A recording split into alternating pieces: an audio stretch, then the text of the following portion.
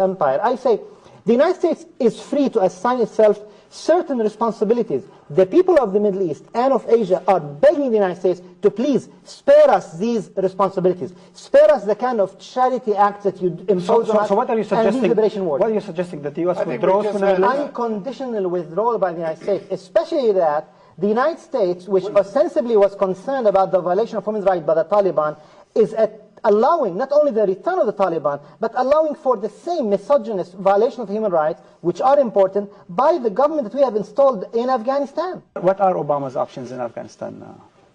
They're very limited. I mean, first of all, the Obama administration spokespeople, and military and civilian, have said they cannot defeat the Taliban. They're going to try to bloody them and bring them to the negotiating table. To do what? Basically, to restore Afghanistan into its tribal hegemonies. That's the only exit strategy. Pashtuns here, Tajiks there, etc.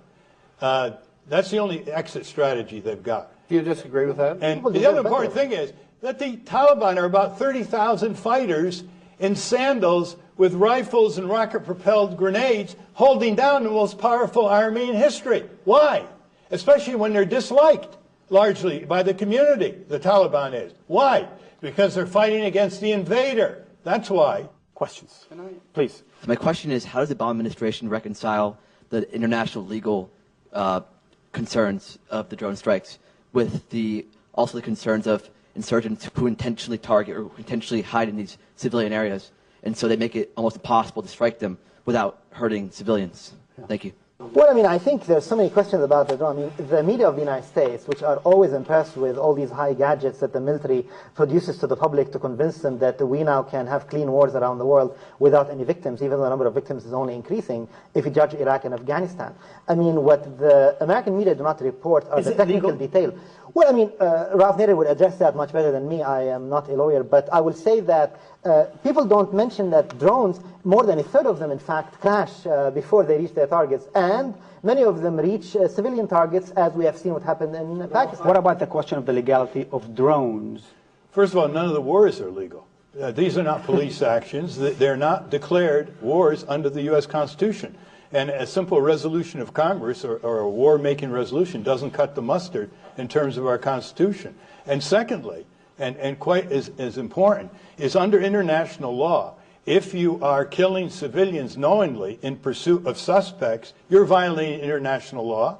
You're also violating international law if you occupy a country or a region and you do not protect the civilian population, which we are not doing. Please. The Russian president just recognized the state of Palestine, and what do you think that means in terms of Russia and China's ascendancy in terms of directing foreign policy? So, Medvedev said that he reaffirms the recognition of Palestine. Right. What do you think is going to be Obama's position if this goes to the Security Council? I know that the Palestinian people did not wait for the white man to recognize the state of Palestine for them to know that the state of Palestine exists in reality and has existed for centuries, long before the Zionist movement began to uproot the population of the Palestinian people.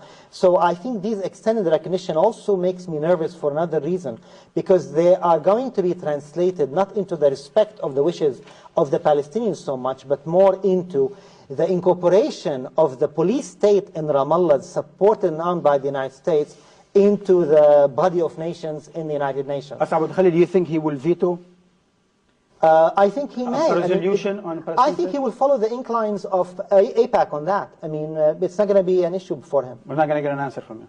I mean, I think he most likely will veto it, yeah. Go ahead.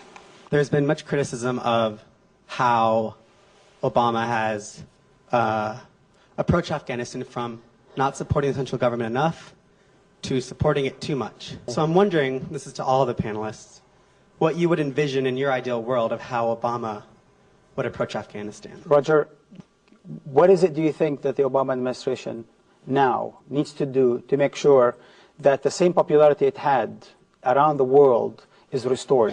I don't think that's possible. I don't think it's conceivable. He will never, ever return to that level of popularity because he essentially betrayed those hopes. He came into power.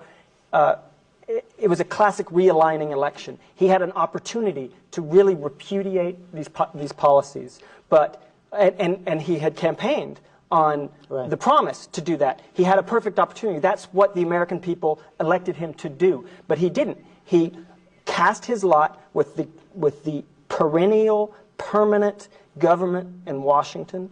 And to address another question about the players behind the scenes, if you want to know who the power centers are in Washington, you have to follow the money. You have to look at politics Roger, as investment. Roger, on that sobering note, Okay. thank you, George Washington University, for having us. Thank you, gentlemen, for being at Empire.